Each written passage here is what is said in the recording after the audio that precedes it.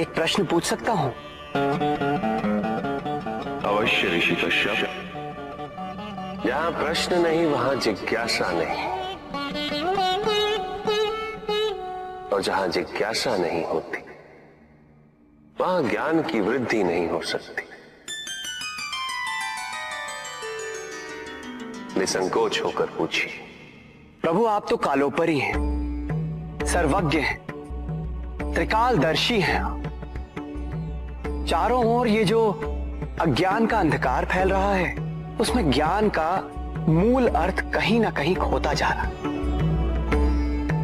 मेरा आपसे विनम्र निवेदन है प्रभु, किसी अन्य विषय पर चर्चा आरंभ करने से पूर्व हमारे और इस समस्त संसार के कल्याण और मार्गदर्शन हेतु आप ज्ञान की मूल परिभाषा से एक बार हमें पुनः अवगत करवाएं। ज्ञान और अज्ञान की परिभाषा को स्पष्ट रूप से समझने के लिए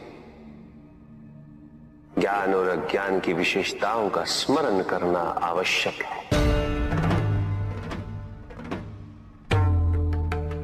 जिसके कारण स्वार्थ, विनाश, क्रूरता, अशांति और भय में वृद्धि हो, वह ज्ञान है। किंतु जो व्यक्ति को उदार, निर्भीक, सहनशील और विनम्र बनाए, वही ज्ञान है। अज्ञान की शक्तियां दुरुपयोग करने हेतु प्रेरित करती हैं, किंतु जो अपनी शक्तियों और अपने सामर्थ्य के प्रति अपने उत्तरदायित्व को समझाए, जो न केवल अपने अपितु अपने से पहले संसार के उद्धार हेतु प्रोत्साहित करे, वो ज्ञान है। ज्ञान का मूल उद्देश्य ही परोपकार है, सृजन है। दूसरों की भावनाओं को समझना, उनका आदर करना, यही ज्ञान है। क्योंकि ज्ञान हमें न केवल अपने अपितु दूसरों के दुख और सुख के प्रति भी संवेदनशील बनाता है। किंतु जो दूसरों की भावनाओं का अनादर करे,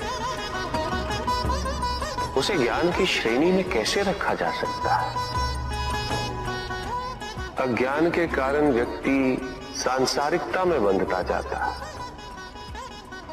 मोह माया में उलझता जाता है।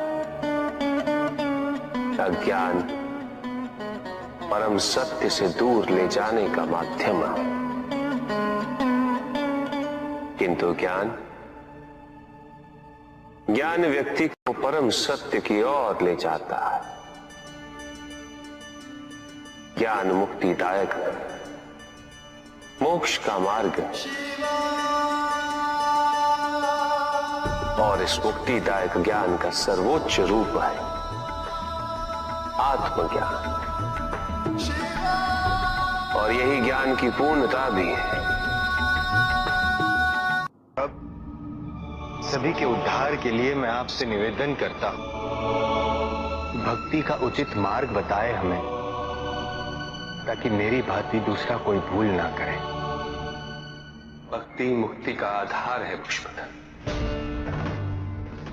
और मुक्ति तो केवल समर्पण से ही संभव होगी, और समर्पण के प्राय भक्ति कब मोह में परिवर्तित हो जाती है,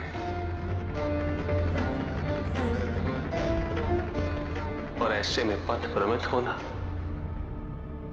अनिवार्य है।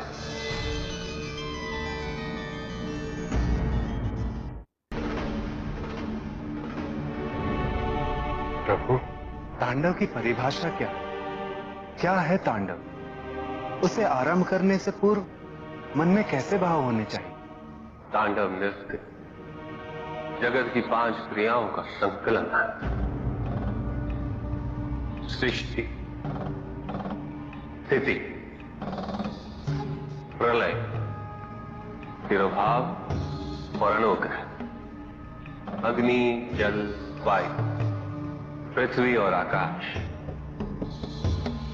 मेरे नित्याकार शरीर के 5 मुख, इन्हीं 5 भूतों से ब्रह्मांड का निर्माण होता। पृथ्वी से सभी भूतों के शरीर बनते हैं और उनका पालन जल से होता है, और संपूर्ण भूतों का अंत अग्नि से होता है।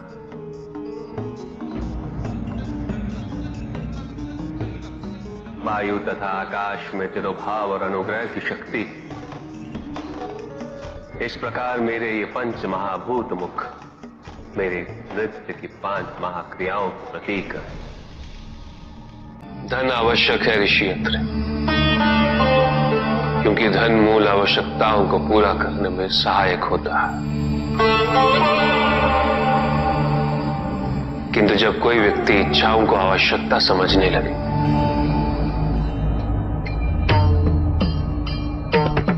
तो धन कितना ही क्यों ना पर्याप्त नहीं होता, क्योंकि इच्छाएं अंतहीन है। इसलिए मनुष्य कभी ना समाप्त होने वाली इच्छाओं की पूर्ति हेतु धन संचय को ही अपने जीवन का लक्ष्य समझ लेता है।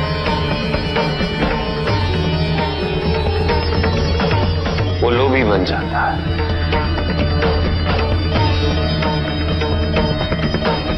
वो भूल जाता है कि उसके जीवन का मुख्य लक्ष्य ईश्वर के समीप आना है।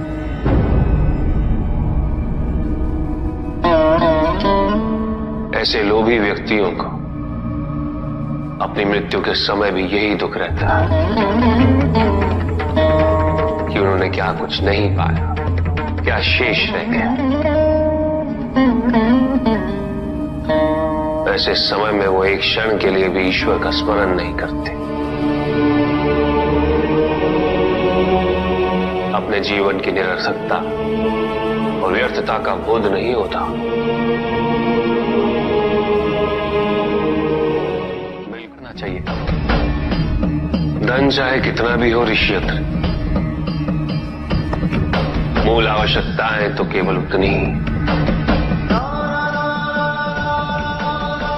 तन ढकने के लिए वस्त्र, पेट भरने के लिए आहार और शरण के लिए भवन। इन आवश्यकताओं के पूर्ण होने के पश्चात जो भी है वो इच्छा है। धनी व्यक्ति के पास जो भी अतिरिक्त धन होता है वो उसे दान करना चाहिए, उनके उद्धार के लिए जो अपनी मूल आवश्यकताओं को पूरा नहीं कर सकते।